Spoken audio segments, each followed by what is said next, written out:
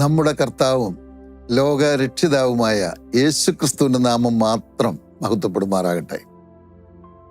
പൗരുഷൻ ഒരുക്കുന്ന വിശ്വാസ ജീവിതം വിജയകരമാകുവാൻ യാക്കോബിൻ്റെ ലേഖനം ഒരു പഠനമെന്ന അനുഗ്രഹീതമായ പഠന പരമ്പരയിലേക്ക് ലോകമെങ്ങുമുള്ള പൗരുഷൻ പ്രേക്ഷകരെ വളരെ സ്നേഹത്തോടെ, വളരെ ബഹുമാനത്തോടെ സ്വാഗതം ചെയ്യുന്നു. അതോടൊപ്പം എല്ലാവർക്കും വളരെ വിനയത്തോടെ സ്നേഹവന്ദനവും അറിയിക്കുകയാണ്. ഇന്നലെ നമ്മൾ പഠിച്ചത് ധനവാന്മാരോടുള്ള ബന്ധത്തിലുള്ള ചില കാര്യങ്ങളാണ്. അനീതി പ്രവർത്തിക്കുന്ന, അധർമ്മം പ്രവർത്തിക്കുന്ന ധനവാന്മാരോടുള്ള ബന്ധത്തിൽ ചില കാര്യങ്ങൾ നമ്മൾ ഓർക്കുകയുണ്ടായി.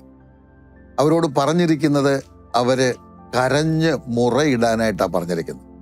അവർ ചെയ്തു പോയ തെറ്റുകളെ, അധർമ്മത്തെ, അനീതിയെ ഓർത്ത് കരഞ്ഞ് ദൈവസന്നിധിയിലേക്ക് വരുവാനുള്ള ആഹ്വാനമാണ് നമ്മൾ ആ ഭാഗത്ത് കാണുവാനായിട്ട് ഇടയായത്. അതുമാത്രമല്ല, അവരുടെ ജീവിതത്തിൽ വന്നുകൊണ്ടിരിക്കുന്നതും വരാൻ പോകുന്നതുമായ ദുരിതങ്ങളെ ഓർത്ത് അവർ കരയണം. അവർ സമ്പാദിച്ച ധനം, ഒരുപക്ഷെ തെറ്റായ നിലയിൽ സമ്പാദിച്ച ധനമൊക്കെ ദ്രവിച്ചും വസ്ത്രം പുഴുവരിച്ചും അവർ സമ്പാദിച്ച പൊന്നും വെള്ളിയും ഒക്കെ കറ പിടിച്ചും പോകുന്ന നാള് അടുത്തു വരുന്നു എന്ന് ഓർമ്മിപ്പിക്കുകയുണ്ടായി. അതോടൊപ്പം ഒരു കാര്യം കൂടെ പറഞ്ഞിട്ടുണ്ട്. ഒരു ദിവസം നീതിയുടെ ന്യായാസനത്തിന് മുൻപിൽ, യേശു കർത്താവിൻ്റെ ന്യായാസനത്തിന് മുൻപിൽ അവർ നിൽക്കേണ്ടി വരും. അപ്പോൾ അവർ തെറ്റായ നിലയിൽ സമ്പാദിച്ച വെള്ളിയും പൊന്നും, കറ പിടിച്ച വെള്ളിയും പൊന്നും അവർക്കെതിരെ സാക്ഷി നിൽക്കും എന്നുള്ളതാണ്. ഞങ്ങളെ തെറ്റായ നിലയിലാണ് ഈ മനുഷ്യൻ സമ്പാദിച്ചതെന്ന് ന്യായാസനത്തിന് മുൻപിൽ സാക്ഷ്യം പറയും. ഈ കാര്യങ്ങളൊക്കെയാണ് നമ്മൾ കഴിഞ്ഞ ദിവസം ഓർത്തത്. അതിനെ തുടർന്നുള്ള ചില കാര്യങ്ങളാണ് ഇന്നും നമ്മൾ ചിന്തിക്കാനായിട്ട് പോകുന്നത്. ധനവാന്മാരോടുള്ള ബന്ധത്തിലും അവര് അനീതി കാണിക്കുന്ന സാധുക്കളായ ജനത്തോടുള്ള ബന്ധത്തിലുമുള്ള ചില കാര്യങ്ങളാണ് ഇന്ന് നമ്മൾ ചിന്തിക്കുവാനായിട്ട് ആഗ്രഹിക്കുന്നത്. നമുക്ക് ആദ്യമായിട്ട് ആ വേദഭാഗം ഒന്ന് വായിക്കാം. യാക്കോബിൻ്റെ ലേഖനം 5-ാം അധ്യായം 4, 5, 6 വാക്യങ്ങൾ വായിച്ച് കേൾക്കാം. നിങ്ങളുടെ നിലങ്ങളെ കൊയ്ത വേലക്കാരുടെ കൂലി നിങ്ങൾ പിടിച്ചു വച്ചുവല്ലോ. അത് നിങ്ങളുടെ അടുക്കൽ നിന്ന് നിലവിളിക്കുന്നു. കൊയ്തവരുടെ മുറവിളി സൈന്യങ്ങളുടെ കർത്താവിൻ്റെ ചെവിയിൽ എത്തിയിരിക്കുന്നു. നിങ്ങൾ ഭൂമിയിൽ ആഡംബരത്തോടെ സുഖിച്ച് പുളച്ച് കൊല ദിവസത്തിൽ എന്ന പോലെ നിങ്ങളുടെ ഹൃദയത്തെ പോഷിപ്പിച്ചിരിക്കുന്നു. നിങ്ങൾ നീതിമാനെ കുറ്റം വിധിച്ചു കൊന്നു. അവൻ നിങ്ങളോട് മറുത്ത് നിൽക്കുന്നതും ഇല്ല. ദൈവനാമത്തിന് മഹത്വം ഉണ്ടാകട്ടെ. നമ്മൾ വായിച്ച ഭാഗത്ത് 2 കാര്യങ്ങളാണ് നമുക്ക് പ്രധാനമായിട്ട് അവിടെ കാണാനായിട്ട് സാധിക്കുന്നത്. ഒന്ന്, ധനവാന്മാരോടുള്ള ബന്ധത്തിൽ, അനീതി പ്രവർത്തിക്കുന്ന, അധർമ്മം പ്രവർത്തിക്കുന്ന ധനവാന്മാരോടുള്ള ബന്ധത്തിൽ ചില കാര്യങ്ങൾ പറഞ്ഞിട്ടുണ്ട്. 3 കാര്യങ്ങളാണ് പ്രത്യേകമായിട്ട് പറഞ്ഞിരിക്കുന്നത്. ഒന്നാമത് അവരോട് പറഞ്ഞിരിക്കുന്നത്, നിങ്ങൾ നിങ്ങളുടെ നിലം കൊയ്ത, അല്ലെങ്കിൽ നിങ്ങളുടെ തൊഴിലാളിയുടെ കൂലി പിടിച്ചു വെച്ചിരിക്കുന്നു എന്നുള്ളതാണ്. രണ്ടാമത് അവരോട് പറഞ്ഞിരിക്കുന്നത്, നിങ്ങൾ കാണിക്കുന്ന മറ്റൊരു തെറ്റ്, നിങ്ങൾ ആഡംബര ജീവിതം നയിക്കുന്നു എന്നുള്ളതാണ്. മൂന്നാമത്, നീതിമാന്മാരോട് നിങ്ങൾ അനീതി പ്രവർത്തിക്കുന്നു എന്നുള്ളതാണ്. ഈ 3 തെറ്റായ കാര്യങ്ങൾ അവർ ചെയ്യുന്നത് ഈ ഭാഗത്ത് ഓർമ്മിപ്പിച്ചിട്ട് അവർക്കൊരു മുന്നറിയിപ്പ് നൽകുന്നുണ്ട്. അവരുടെ നിലവിളി, സാധുക്കൾ, നിങ്ങൾ ആരോട് അധർമ്മം പ്രവർത്തിക്കുന്നു, നിങ്ങൾ ആരോട് അനീതി പ്രവർത്തിക്കുന്നു, അവരുടെ നിലവിളി സൈന്യങ്ങളുടെ കർത്താവിൻ്റെ ചെവിയിൽ എത്തിയിരിക്കുന്നു എന്നാണ് പറഞ്ഞിരിക്കുന്നത്. വലിയൊരു മുന്നറിയിപ്പാണ് കൊടുക്കുന്നത്. ധനവാന്മാരുള്ള ബന്ധത്തിൽ ആ കാര്യമാണ്. എന്നാൽ ഈ അനീതി അനുഭവിക്കുന്നവരുണ്ടല്ലോ, പീഡിപ്പിക്കപ്പെടുന്നവരുണ്ടല്ലോ, പീഡിതരുണ്ടല്ലോ, അവരോട് പറഞ്ഞിരിക്കുന്നത്, അവരെ ആശ്വസിപ്പിക്കുന്നതും ധൈര്യപ്പെടുത്തുന്നതുമായ ചില കാര്യങ്ങളാണ്. നിങ്ങളുടെ നിലവിളി കേൾക്കുന്ന ഒരു ദൈവമുണ്ട് എന്നുള്ളതാണ്. Praise the Lord. ദൈവത്തിന് സ്തോത്രം ചെയ്തുകൊണ്ട് നമുക്ക് അല്പം കൂടെ ആ ഭാഗത്ത് നിന്ന് ചില കാര്യങ്ങളൊക്കെ ഒരുമിച്ച് ചിന്തിക്കുവാനായിട്ട് കർത്താവ് നമ്മെ സഹായിക്കട്ടെ. അപ്പോൾ നമ്മൾ ഓർത്തു, ധനവാന്മാർ ചെയ്യുന്ന 3 അധാർമിക പ്രവർത്തികളെ പറ്റി അവിടെ പറഞ്ഞിട്ടുണ്ട്. അതിൽ ഒന്ന്, അവരുടെ തൊഴിലാളികളുടെ കൂലി പിടിച്ചു വെക്കുന്നു എന്നുള്ളതാണ്. ഇതൊരിക്കലും ചെയ്യാൻ പാടില്ലാത്ത ഒരു കാര്യമാണ്. ഒരു സാധുവായ മനുഷ്യൻ, അദ്ദേഹം കൂലി വേലയ്ക്ക് വരുന്നത്, അദ്ദേഹം രാവിലെ കൂലിവേലയ്ക്ക് വരുമ്പോൾ മുതൽ ആ പണി ചെയ്ത് കൊണ്ടിരിക്കുമ്പോഴൊക്കെ അദ്ദേഹത്തിൻ്റെ ഹൃദയത്തിലെ ചിന്ത, സന്ധ്യ ആകുമ്പോൾ എൻ്റെ വേല കഴിയുമ്പോൾ എനിക്ക് കൂലി കിട്ടും, അതുകൊണ്ട് പോയി എനിക്ക് അരി വാങ്ങിക്കാം, മറ്റ് സാധനങ്ങൾ വാങ്ങിക്കാം, എൻ്റെ ഭാര്യയ്ക്ക്, എൻ്റെ കുഞ്ഞുങ്ങൾക്ക്, എൻ്റെ മാതാപിതാക്കൾക്ക് അവർക്ക് ഇന്ന് വൈകിട്ട് ഭക്ഷണം കൊടുക്കാൻ കഴിയുമല്ലോ. ആ വലിയ ആഗ്രഹത്തോടു കൂടെയാണ് ജോലി ചെയ്യുന്നത്. പക്ഷെ സന്ധ്യ ആകുമ്പോൾ ആ ധനവാനായ മനുഷ്യൻ, അദ്ദേഹത്തെ വേണേൽ മുതലാളി നമുക്ക് വിളിക്കാം, ആ ധനവാനായ മനുഷ്യൻ പറയാണ്, ഇന്ന് കൂലി ഇല്ല കേട്ടോ, നാളെ തരാം, അല്ലെ പിന്നൊരു സമയത്ത് തരാം. എത്ര അനീതിയാണത്, എത്ര തെറ്റായ ഒരു കാര്യമാണ്. അങ്ങനെ ചെയ്യുന്ന ധനവാന്മാരെ പറ്റിയാണ് ഇവിടെ പറഞ്ഞിരിക്കുന്നത്. നമ്മൾ കഴിഞ്ഞ ക്ലാസ്സിൽ ഓർക്കുകയുണ്ടായി, ഇവര് രക്ഷിക്കപ്പെട്ടവരാണെന്ന് പറയാൻ കഴിയുകയില്ല, പക്ഷേ രക്ഷിക്കപ്പെട്ടവരെന്ന നിലയിൽ നടക്കുന്നവരാണ്. രക്ഷിക്കപ്പെട്ടു, സ്നാനപ്പെട്ടു, ആരാധിക്കുന്നു എന്നൊക്കെ പറഞ്ഞ് നടക്കുന്നവരെന്ന് വേണം ചിന്തിക്കാൻ. എന്തുകൊണ്ടെന്ന് ചോദിച്ചാൽ, ഈ ലേഖനം വിശ്വാസികൾക്കാണല്ലോ. ചിതറിപ്പാർക്കുന്ന 12 ഗോത്രങ്ങൾക്കും വന്ദനമെന്ന് പറഞ്ഞുകൊണ്ടാണല്ലോ ലേഖനം ആരംഭിക്കുന്നത്. അപ്പോൾ അങ്ങനെ നടക്കുന്നവരാണ് അവർ. യാക്കോബിന്റെ ഭാഷയിൽ പറഞ്ഞാൽ, ശരിക്കും ദൈവജനത്തിന്റെ അടിസ്ഥാനത്തിൽ പറഞ്ഞാൽ, ഇങ്ങനെ ചെയ്യുന്നവരൊന്നും രക്ഷിക്കപ്പെട്ടവരെ അല്ല എന്നും കൂടെ നമുക്ക് ആ ഭാഗത്ത് നിന്ന് മനസ്സിലാക്കാനായിട്ട് സാധിക്കുന്നുണ്ട്. അപ്പോൾ ഞാൻ ഒരു വാക്യം വായിച്ച് ചില കാര്യങ്ങൾ ഓർപ്പിക്കാമെന്ന് വിചാരിക്കുകയാണ്. കാരണം ദൈവത്തിൻ്റെ വചനം എന്താണ്, ഒരു കൂലിക്കാരനോട് നമ്മൾ എങ്ങനെയായിരിക്കണം, അന്നന്ന് ജോലി ചെയ്ത് ജീവിക്കുന്ന ഒരു വ്യക്തിയോട് എങ്ങനെയായിരിക്കണമെന്ന് പഴയ നിയമത്തിൽ പറഞ്ഞിട്ടുള്ളൊരു വേദഭാഗമുണ്ട്. അത് ഞാനൊന്ന് വായിച്ച് കേൾപ്പിക്കാം. അത് ആവർത്തന പുസ്തകം 24-ാം അധ്യായം 14-15 വാക്യങ്ങളാണ്. ആവർത്തനം 24-14-15. നിന്റെ സഹോദരന്മാരിലോ നിന്റെ ദേശത്ത് നിന്റെ പട്ടണങ്ങളിലോ ഉള്ള പരദേശികളിലോ ദരിദ്രനും അഗതിയുമായ കൂലിക്കാരനെ നീ പീഡിപ്പിക്കരുത്. അവന്റെ കൂലി അന്നേക്കന്ന് കൊടുക്കണം. സൂര്യൻ അതിന്മേൽ അസ്തമിക്കരുത്. അവൻ ദരിദ്രനും അതിനായി ആശിച്ചുകൊണ്ടിരിക്കുന്നവനുമല്ലോ. അവൻ നിനക്ക് വിരോധമായി യഹോവയോട് നിലവിളിപ്പാനും അത് നിനക്ക് പാപമായി തീരുവാനും ഇടവരരുത്. ആ വാക്യം തന്നെ ഞാൻ വായിച്ചു കേൾപ്പിച്ചത്. ആദ്യം ഞാൻ ചിന്തിച്ചു അതിലെ ആശയം പറഞ്ഞാൽ മതിയോ എന്ന്. പിന്നെ വായിച്ച് കേൾപ്പിക്കണമെന്ന് തന്നെ ദൈവത്തിൻ്റെ ആത്മാവിൻ്റെ ഹൃദയത്തിൽ പ്രേരണ തന്നതുകൊണ്ടാണത് വായിച്ച് കേൾപ്പിച്ചത്. നമ്മളിവിടെ കണ്ടല്ലോ, ഒരു കാരണവശാലും സാധുവായ ഒരു കൂലിക്കാരനെ വിഷമിപ്പിക്കരുത്, പീഡിപ്പിക്കരുത് എന്ന് പറഞ്ഞാൽ പല നിലകളിൽ വിഷമിപ്പിക്കാനായിട്ട് ഒരു തരത്തിലും ചെയ്യരുത്. അവൻ്റെ കൂലി പിടിച്ചു വെക്കരുത്. അന്നേക്കന്നു കൊടുത്തോണം. അന്നേക്കന്ന് ജോലി കഴിയുമ്പോൾ അവൻ്റെ കൂലി കൊടുത്തിരിക്കണം. അത് അവന് വലിയ സന്തോഷമാണ്, അത് അവന് വലിയ ആശ്വാസമാണ്. അങ്ങനെ ചെയ്യുന്നില്ലെങ്കിൽ, ഇത് കൂലി മാത്രമല്ല മറ്റു ചില കാര്യങ്ങളുണ്ട്, അത് നമുക്ക് ഓർക്കാം. അങ്ങനെ ഏതെങ്കിലും നിലയിൽ അവനെ വിഷമിപ്പിച്ചാൽ അവൻ നിലവിളിക്കും. അവൻ്റെ നിലവിളി കേൾക്കുന്ന ഒരു ദൈവമുണ്ട്. അവൻ നിലവിളിച്ചാൽ അത് നിനക്ക് പാപമായി തീരും എന്ന് പറഞ്ഞാൽ നിനക്കത് ശിക്ഷയായി തീരും. നീ ദൈവസന്നിധിയിൽ നിന്ന് ശിക്ഷ വാങ്ങിക്കേണ്ടി വരുമെന്നാണ് അർത്ഥം. അതുകൊണ്ട് ഓർക്കുക, നമ്മളൊക്കെ ചിലപ്പോൾ ആൾക്കാരെയൊക്കെ ജോലിക്ക് നിർത്തുന്നവരാണ്. ഒരു കാരണവശാലും സന്ധ്യ ആകുമ്പോൾ നാളെയാട്ട് കൂലി എന്ന് പറയരുത്.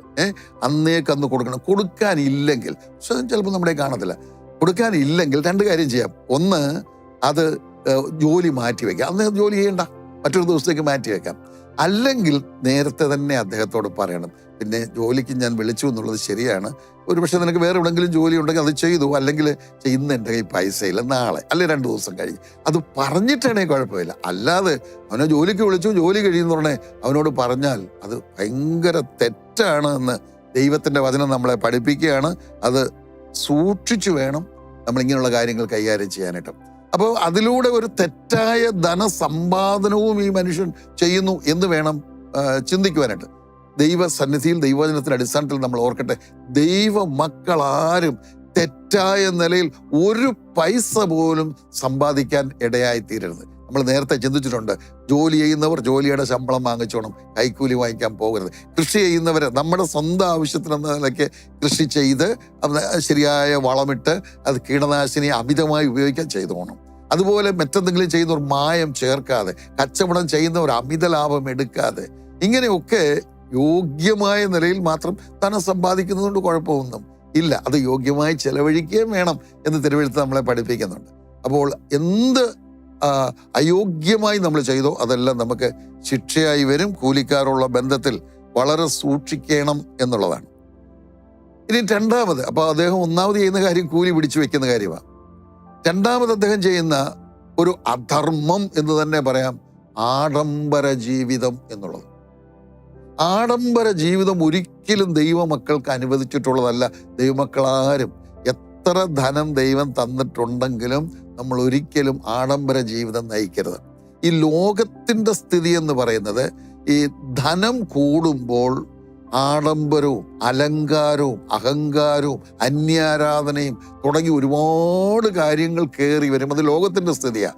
ദൈവമക്കൾ അങ്ങനെ ആയിരിക്കരുതല്ലോ. ദൈവമക്കൾ ദൈവരാജ്യത്തിലുള്ളവരാണല്ലോ. ദൈവത്തിൻ്റെ മക്കളും ദൈവ സ്വഭാവത്തിൽ ജീവിക്കേണ്ടവരുമാണല്ലോ.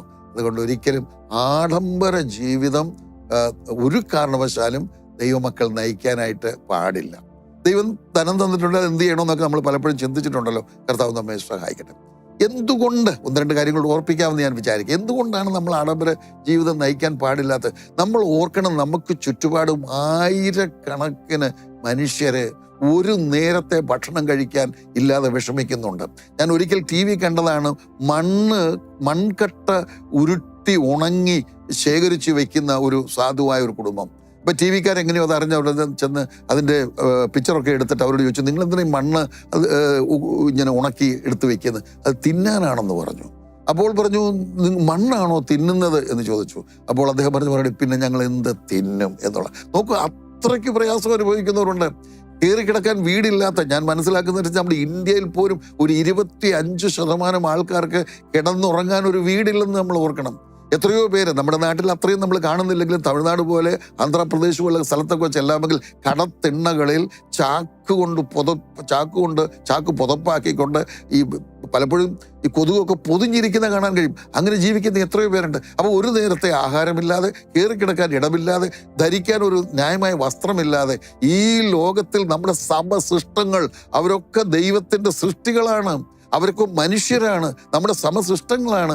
അവർ പട്ടിണി കിടക്കുകയും കയറി കിടക്കാൻ ഇടമില്ലാതിരിക്കുകയും ചെയ്യുമ്പോൾ നമ്മൾ ഏത് നിലയിൽ സമ്പാദിച്ച ധനമായാലും ഇനി അല്ല ന്യായമായി നമുക്ക് ലഭിച്ചാലും അതുകൊണ്ട് നമ്മൾ ഒരിക്കലും ആർഭാട ജീവിതം നയിക്കാനായിട്ട് പാടില്ല എന്ന് ദൈവത്തിൻ്റെ വചനം നമ്മളെ ഓർമ്മിപ്പിക്കുകയാണ്. മറ്റൊരു കാര്യം കൂടെ ഓർപ്പിക്കട്ടെ, ആയിരക്കണക്കിന് മനുഷ്യർ സുവിശേഷം കേൾക്കാതെ മരിച്ചു പോകുന്നു. അവരെ സുവിശേഷം കേൾപ്പിക്കണമെങ്കിൽ നമുക്കറിയാം, സുവിശേഷം അറിയിക്കുന്നതിന് ചിലവുണ്ട് തീർച്ചയായിട്ടും.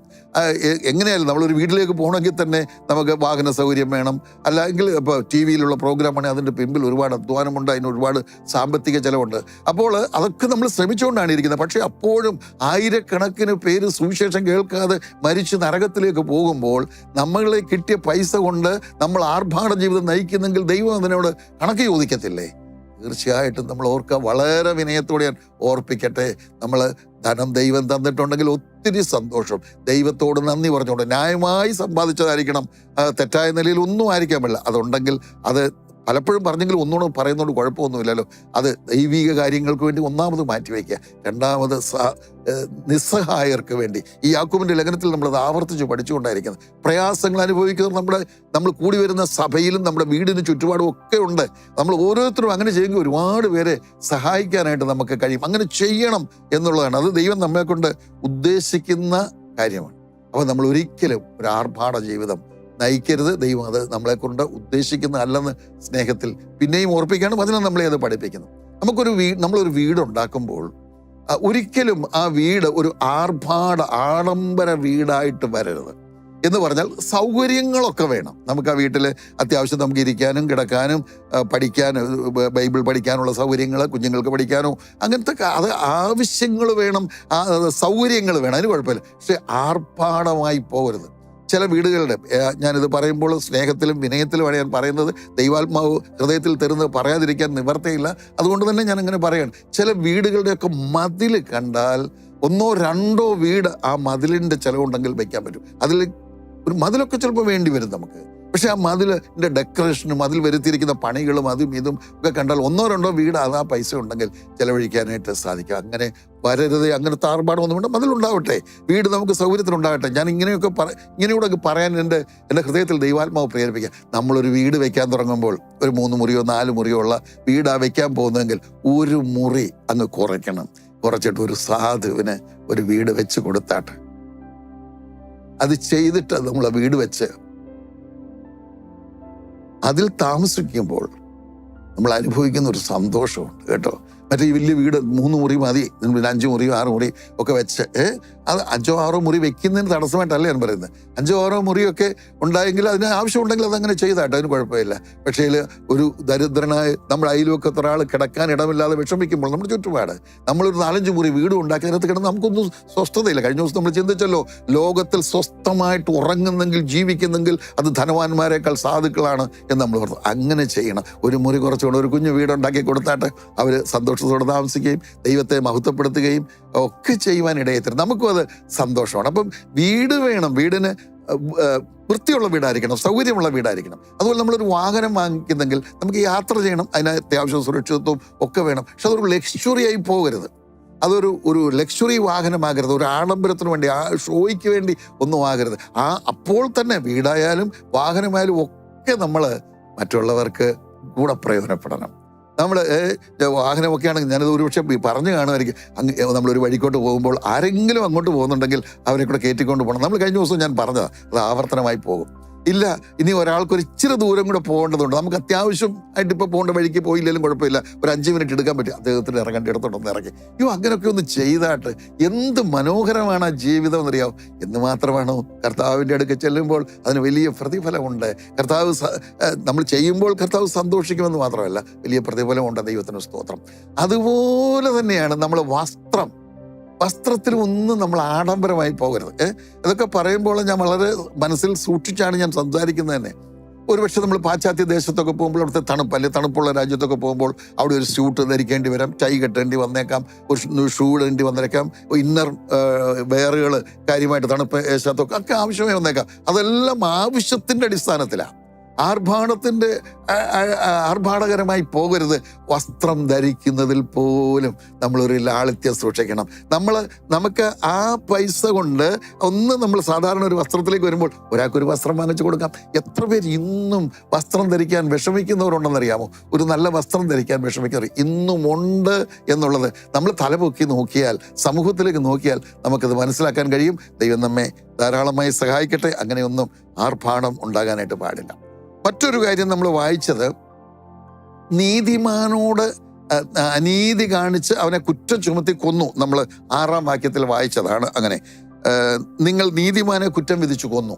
അത് വായിക്കുമ്പോൾ നമുക്ക് പെട്ടെന്ന് യേശുക്രിസ്തുവിൻ്റെ ക്രൂശീകരണമായിട്ട് തോന്നാം. അങ്ങനെ ചിന്തിച്ചുകൊണ്ട് കുഴപ്പമില്ല, അങ്ങനെയും ചിന്തിക്കാം. പക്ഷെ ഇവിടെ പറഞ്ഞു വരുന്നതനുസരിച്ച് അതല്ല. യേശുക്രിസ്തുവിനെ ക്രൂശിച്ച കാര്യമല്ല. അതെന്താന്ന് ചോദിച്ചാൽ, നമ്മൾ ആരോട് അനീതി കാണിച്ചാലും അത് യേശുക്രിസ്തുവിനെ ക്രൂശിച്ചവരുടെ ആ ഗ്രൂപ്പിൽ നമ്മളും വരിക. അതുകൊണ്ടാണ് നമ്മൾ ഒരു കാരണവശാലും നമ്മൾ ആരോടും അനീതി കാണിക്കാനായിട്ട് പാടില്ല. ഞാനിങ്ങനെ പറയട്ടെ, ഇപ്പൊ കൂലിക്കാരോടുള്ള ബന്ധത്തിലാണ് ഇവിടെ സംസാരിച്ച് വരുന്നുണ്ട്. ഒരു കൂലിക്കാരൻ, നമ്മൾ ഒരാളെ ജോലിക്ക് വിളിച്ചു, ഒന്ന് അവന് കൂലി കൊടുക്കാതിരിക്കുക, കൂലി പിടിച്ചു വയ്ക്കുക, നാളെ കൊടുക്കാവുന്ന, അത് തെറ്റാണ്, അത് അനീതിയാണ്. രണ്ടാമത്തെ കാര്യം, അവന് ശമ്പളം കുറച്ച് കൊടുക്കുന്നു എന്ന് പറഞ്ഞാൽ ന്യായമായിട്ട് 1000 രൂപ ശമ്പളമെങ്കിൽ 900 കൊടുക്കുന്നു, അല്ലെങ്കിൽ 800 കൊടുക്കുന്നു, തെറ്റാണ്. അങ്ങനെ ഒരിക്കലും ചെയ്യരുത്. ആ ന്യായമായ ശമ്പളം തന്നെ അവന് കൊടുത്തിരിക്കണം എന്നുള്ളതാണ്. അതുപോലെ അവനോട് ക്രൂരമായിട്ട് ഇടപെടരുത്, ഹാർഷായിട്ട് നമ്മൾ സംസാരിക്കരുത്. സൗമ്യമായും സ്നേഹത്തിലും സംസാരിക്കേണ്ട ആവശ്യമുണ്ട്. ഇങ്ങനെ ഡ്യൂട്ടി അവനെ കൊണ്ട് കൂടുതൽ ചെയ്യിക്കരുത്. അവന് എത്ര മണിക്കൂറാണ് അവൻ ചെയ്യേണ്ടത്, ന്യായമായി ചെയ്യേണ്ടത്, അതിൽ കൂടാനായിട്ട് പാടില്ല. അന്യായമായി പിരിച്ചുവിടരുത്. ഇങ്ങനെ എന്തെല്ലാം കാര്യങ്ങൾ നമ്മൾ ഓർക്കണമെന്ന് പറയാം. ഇതെല്ലാം അനീതിയാണ്. ഇങ്ങനത്തെ അനീതി ചെയ്താൽ നമ്മൾ ഏത് ഗ്രൂപ്പിൽ പോകുമെന്നറിയാമോ? നീതിമാനായ യേശുക്രിസ്തുവിനെ ക്രൂശിച്ചവരുടെ ഗ്രൂപ്പിലേക്ക് നമ്മൾ പോകും. ദൈവം ഇതൊക്കെ കണ്ടുകൊണ്ടാണ് ഇരിക്കുന്നത്. ഇതിൻ്റെ ഒരു മറുവശമുണ്ട്. അത് പക്ഷേ ഇവിടെ ഞാൻ ഇന്ന് പറയുന്നില്ല. എന്ന് പറഞ്ഞാൽ ഇന്നത്തെ കാലത്ത് തൊഴിലാളികൾ തിരിച്ച് ജോലി ചെയ്യാതിരിക്കുകയും ശമ്പളം കൂടുതൽ ചോദിക്കുകയും പിന്നെ ഉഴപ്പുകയും അവിശ്വസ്തത കാണിക്കുകയും, അത് വേറൊരു വഴി. അതും ദൈവം ചോദ്യം ചെയ്യുന്നതാണ്. പക്ഷേ ഇന്നത്തെ ഭാഗത്ത് അത് വരാത്തത് കൊണ്ട് ഞാൻ അത് ഏറെ പറയുന്നില്ല. നമുക്കിന്ന് തന്നിരിക്കുന്ന ഭാഗങ്ങളെക്കുറിച്ച് ചിന്തിക്കുകയും വേണമല്ലോ. കർത്താവ് നമ്മെ സഹായിക്കട്ടെ. ഇനിയും ധനവാന്മാര് ചെയ്യുന്ന ചില അധാർമിക പ്രവൃത്തികളാണ് നമ്മളിപ്പോൾ കണ്ടത്. അവരോട് ഇവിടെ ഈ നമ്മൾ വായിച്ച ഭാഗത്ത് അവർ കൊടുത്തിരിക്കുന്ന ചില മുന്നറിയിപ്പുണ്ട് എന്നും കൂടെ ഞാനൊന്ന് ഓർപ്പിക്കട്ടെ. ഒന്ന്, സൈന്യങ്ങളുടെ കർത്താവിനോട് അവർ നിലവിളിക്കും. നമ്മളത് ആവർത്തന പുസ്തകത്തിൽ കണ്ടു. സൈന്യങ്ങളുടെ കർത്താവിനോട് അവർ നിലവിളിക്കുകയും സ്വർഗത്തിലെ ദൈവം നിലവിളി കേൾക്കുകയും നിങ്ങളെ ശിക്ഷിക്കുകയും ചെയ്യും. ഇങ്ങനെയൊക്കെ ചെയ്താൽ, ഈ പറഞ്ഞ ഒരുപാട് കാര്യങ്ങൾ പറഞ്ഞു, ഒന്നും ആവർത്തിക്കേണ്ടതില്ല. അവർക്ക് നിലവിളിക്കാതിരിക്കാൻ പറ്റുകയില്ല. അവരുടെ ഹൃദയം തകർന്നിട്ട് അവർ നിലവിളിച്ചാൽ അതിൻ്റെ ശിക്ഷ നമ്മൾ അനുഭവിക്കേണ്ടി വരും എന്നുള്ളതാണ്. മറ്റൊരു കാര്യം കൂടെ ശ്രദ്ധിക്കാനായിട്ട് അവിടെ പറഞ്ഞിട്ടുണ്ട്. ഈ ആഡംബരം അവിടെ പറഞ്ഞിരിക്കുന്ന ഒരു പ്രത്യേക പ്രയോഗമുണ്ട്. നിങ്ങൾ ഭൂമിയിൽ ആഡംബരത്തോട് സുഖിച്ചു പുളച്ച് ജീവിക്കുന്നൊരു പ്രയോഗമുണ്ട്. എന്നിട്ട് അത് കൊല ദിവസത്തെ പോലെയാണെന്ന് ഞാൻ അതിൻ്റെ ഒരു ചെറിയ എക്സ്പ്ലനേഷൻ മനസ്സിലാവുന്ന പോലെ പറയാം. ഒന്ന്, ഈ ആഡംബരത്തിൽ ജീവിക്കുന്നവർ സുഖിച്ച് ജീവിക്കുന്നു എന്ന് പറഞ്ഞാൽ സ്വന്തം സുഖം മാത്രം ലക്ഷ്യം. അങ്ങനെ വേദപുസ്തകം പഠിപ്പിക്കുന്നില്ല. അങ്ങനെ വേദപുസ്തകം എങ്ങും സ്വന്തം സുഖം മാത്രം ലക്ഷ്യമാക്കിയ ഒരു ജീവിതം, ഒരു കുടുംബ ജീവിതത്തിൽ പോലും ഒരു സ്ഥലത്തും അത് ദൈവം ഉദ്ദേശിക്കുന്നതല്ല. നമ്മുടെ സ്വന്തം സുഖം, എല്ലാവർക്കും സുഖം അനുഭവിക്കാൻ, സന്തോഷം അനുഭവിക്കാൻ ഇടയാണ്. 2, പുളച്ച് എന്നൊരു പ്രയോഗം ഉണ്ട്. അതിൻ്റെ അർത്ഥം മതിമറന്നെന്നാണ്. വിശ്വാസികൾ, ദൈവമക്കളൊന്നും മതിമറന്ന് ജീവിക്കാൻ പാടില്ല. അപ്പൊ ഈ ധനവാനായ, അധർമ്മം ചെയ്യുന്ന, അനീതി ചെയ്യുന്ന മനുഷ്യൻ ഇങ്ങനെയൊക്കെയാണ് ചെയ്യുന്നത്. പക്ഷെ അവിടെ ഒരു പ്രത്യേക പ്രയോഗമുണ്ട്. നീ കൊല ദിവസത്തിലാണെന്ന് ഓർത്തോണം എന്ന് പറഞ്ഞാൽ എന്താ അർത്ഥം? ഇന്ന് നിന്റെ മരണമാണെന്ന് ഓർത്തോണമെന്നാണ് അർത്ഥം. ഇന്ന് നിന്റെ മരണമാണെന്നാണ് അതിൻ്റെ അർത്ഥം. ഇനി ഞാൻ അതിൻ്റെ മറുവശം അല്പം കൂടെ ഒരു വിശദീകരണം പറഞ്ഞേ പറ്റുകയുള്ളൂ. എന്താണെന്നറിയാമോ? അതായത് നമ്മൾ ഈ കശാപ്പിനൊക്കെ മൃഗങ്ങളെ കൊണ്ടുപോകുന്നത് നമ്മൾ കണ്ടിട്ടുണ്ട്. കശാപ്പിന് മൃഗങ്ങളെ, ചിലപ്പോൾ ഒരു കാളെ അതിനെ കൊന്ന് അതിൻ്റെ ഇറച്ചി എടുക്കാൻ വേണ്ടി, മാംസത്തിന് വേണ്ടി കൊണ്ടുപോകും. അപ്പോൾ അങ്ങനെ കൊണ്ടുപോകുന്നത്, അതിൽ അതിനെ കൊല്ലാൻ പോലും എന്ന് വെച്ച് പട്ടിണി കിടുമോ? അതിനെ പട്ടിണി കിടന്നില്ല. പിന്നെന്താ, അതിന് ലക്ഷറി ഫുഡാണ് കൊടുക്കുന്നത്.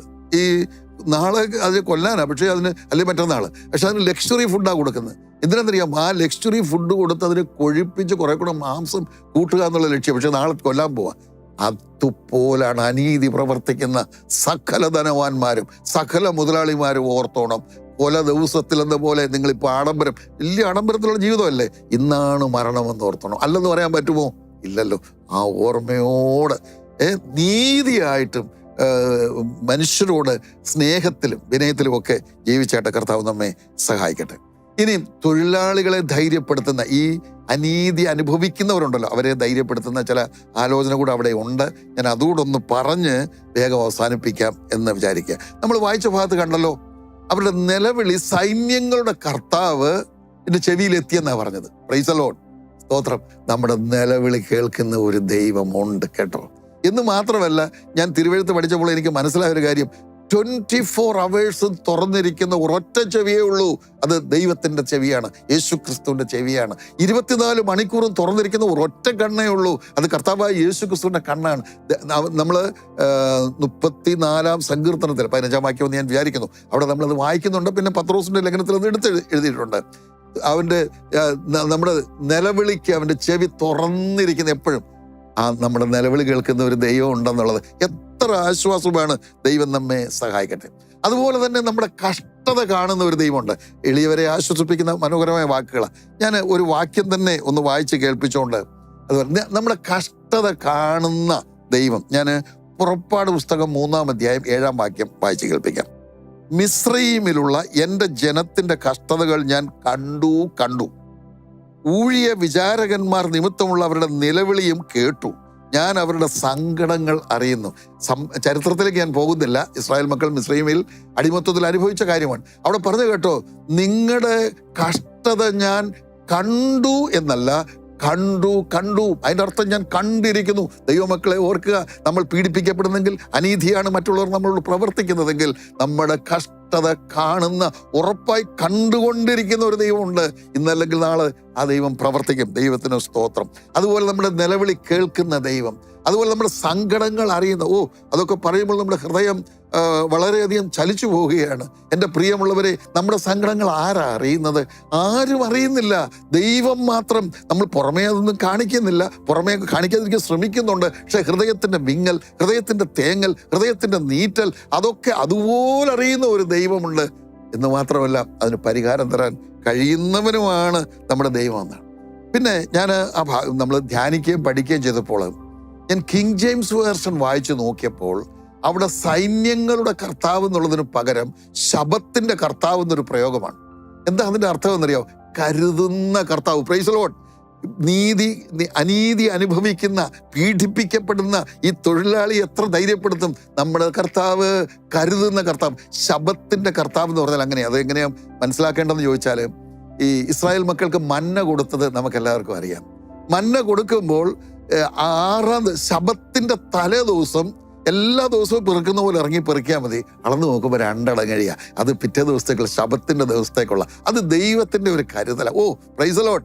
ശബത്തിന്റെ കർത്താവ് കേൾക്കുന്നു. സൈന്യങ്ങളുടെ കർത്താവ് എന്നാണ് നമ്മുടെ മലയാളം ബൈബിളിലൊക്കെ കാണുന്നത്. പക്ഷെ കിങ് ജെയിംസ് വേർഷനിൽ ശബത്തിന്റെ കർത്താവ്, കരുതുന്ന കർത്താവ്. ഞാൻ ഓർപ്പിക്കട്ടെ, നമുക്ക് ന്യായമായ കൂലി തരാതെ നമ്മെ പീഡിപ്പിച്ച്, നമ്മളെ വേദനിപ്പിച്ച്, വിഷമിപ്പിച്ച് ഒക്കെയാണ് ജോലി നമ്മളെ കൊണ്ട് ചെയ്യിക്കുന്നത്. പക്ഷെ ഒരു കാര്യം ഓർത്തോണം, അവിശ്വസ്തത നമ്മൾ കാണിക്കല്ലേ. കൂലി കുറഞ്ഞോട്ട്, നമ്മളെ ക്രൂരമായി വേദനിപ്പിച്ചും വിഷമിപ്പിച്ചും ഒക്കെ ജോലി ചെയ്യിച്ചോട്ടെ, പക്ഷെ നമ്മുടെ ഭാഗത്തുനിന്ന് അവിശ്വസ്ത ഉണ്ടാകില്ല. നമ്മൾ കൃത്യമായ ജോലി, നമുക്ക് ചെയ്യാൻ കഴിയുന്ന പരമാവധി ജോലി, നമുക്ക് അനുവദിച്ചിരിക്കുന്ന സമയം കൊണ്ട് ഒരു ഉഴപ്പുമില്ലാതെ, ഒരു അവിശ്വസ്തതയുമില്ല നമ്മൾ ചെയ്തോണം. കരുതുന്ന ഒരു ദൈവം ജീവിക്കുന്നു, നിലവിളി കേൾക്കുന്ന ഒരു ദൈവം ജീവിക്കുന്നു. ദൈവത്തിന് സ്തോത്രം. ആ ദൈവം നമ്മുടെ നിലവിളി കേൾക്കുകയും ഒരു വഴിക്കൂടെ അല്ലെങ്കിൽ മറ്റൊരു വഴിക്കൂടെ നമുക്ക് ആഹാരം തന്നിരിക്കും, നമ്മുടെ പ്രശ്നങ്ങൾ പരിഹരിച്ചിരിക്കും, നമുക്ക് തന്നിരിക്കും എന്നുള്ളതാണ്. ഒരു കാര്യം മാത്രം ഞാൻ ഓർപ്പിച്ചു, ഇന്നത്തെ ക്ലാസ് അവസാനിപ്പിക്കുകയാണ്. നമ്മുടെ സമയം ഓൾമോസ്റ്റ് അവസാനിച്ചിരിക്കുകയാണ്. എന്താ പറയുക, ഇസ്രായേൽ മക്കൾ നമുക്ക് അറിയാമല്ലോ, അവരുടെ കാര്യം ഇപ്പം നമ്മൾ വായിച്ചത്. അവർ മിസ്രയീമിലെ അടിമത്തത്തിൽ ജീവിക്കുമ്പോൾ ഭക്ഷണമോ പിന്നെ ശമ്പളമോ ഇല്ലെന്ന് മാത്രമല്ല, ഞാൻ സാധാരണ ഓർപ്പിക്കുന്ന കാഷ്വൽ ലീവില്ല, അല്ല ആനുവൽ ലീവില്ല, ഇനി ഈവൻ സിക്ക് ലീവ് പോലും ഇല്ല. അങ്ങനെ കിടന്നാ ജോലി ചെയ്തത്. പക്ഷേ അവരെ ദൈവം വിടുവിച്ചപ്പോൾ നമ്മളൊരു വാക്യം വായിക്കുന്നുണ്ട്, പുറപ്പാട് 12:36. എന്താണെന്നറിയാമോ? ഈ ഇസ്രായേൽ മക്കൾ മിസ്രയീമ്യരെ കൊള്ളയടിച്ചെന്ന് എന്ന് പറഞ്ഞാൽ അതിന്റെ അർത്ഥം, സംഭവം നമുക്കെല്ലാം അറിയാലോ. പോരാൻ നേരത്തെ യഹോവയുടെ ആലോചന പ്രകാരം അവര് മിസ്രയീമ്യരോട് വെള്ളിയും പൊന്നും ഒക്കെ ചോദിച്ചു. അവരെല്ലാം അങ്ങ് കൊണ്ടുകൊള്ളാൻ പറഞ്ഞു. ഞാൻ ഇങ്ങനെ പറയട്ടെ, അവരവിടെ കിടന്ന് വേർപ്പൊഴുക്കി അധ്വാനിച്ചതിൻ്റെ ഫലമാണ് അവരുടെ കഴുത്തിൽ കിടക്കുന്ന മാല, അവരുടെ കാതിൽ കിടക്കുന്ന കമ്മൽ, അവരുടെ കയ്യിൽ കിടക്കുന്ന വള. ഇതെല്ലാം ഇസ്രായേൽ മക്കൾ അവിടെ മിസ്രയീമിൽ അടിമത്തത്തിൽ കിടന്ന് വേർപ്പൊഴുക്കി അധ്വാനിച്ചതിൻ്റെ ഫലമാണ് ഇപ്പോൾ മിസ്രയീമിൻ്റെ കഴുത്തിൽ കിടക്കുന്നതെങ്കിൽ അവർ പോരാൻ നേരത്തെ ചോദിച്ചപ്പോൾ വാരി കോരി കൊടുത്ത് കൊണ്ടുകൊള്ളാൻ പറഞ്ഞു. ദൈവം വിശ്വസ്തനാണ് കേട്ടോ. നിലവിളി കേൾക്കുന്ന ദൈവമാണ് കേട്ടോ. സങ്കടങ്ങൾ അറിയുന്ന ദൈവമാണ്.